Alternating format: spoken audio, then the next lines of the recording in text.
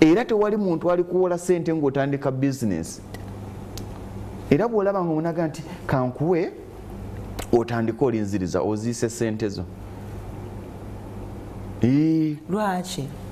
Tumanyi oba inaakola. Omaze kulengera oli ng'atunda akatogo ogenda okulaba layini yonna abantu batula ne balya naawe n'okasaawo. Okimanyi nti ku zitoni nnyiri ezo zolaba buli lunaku waliwo avaawo ng'akaaba. Nze mpita nnyo ekyengeraawo waliwo omukazi ali kyengulu oba kyekidda oba mu kyengeraawo asiika mamba naye emmotoka zipaakinga eno n'olaba omusajja nga walubuto n'abayimiriza asala agenda kugula mamba. Kati waliwo abaamuteekako ebisefuliya olya nnyoka ku nnyanga eweddewo onaalya emmamba ya Jennifer ssaawa 3 genda ogigule.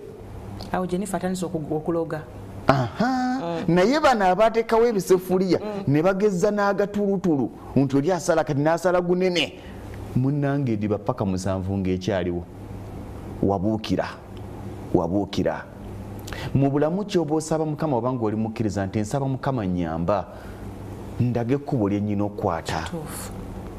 Nze ndi mukkiriza era nzikiriza nti tewali alina maanyi ge nga takulembezza Katonda. Mukama musaba akulage ekkubo. Omulya mmere tagenda kukulaga kkubo kubanga bye ngenda okulaga by'embisembu embikunyumiza naawe ogenda bibuukira ate bigaane.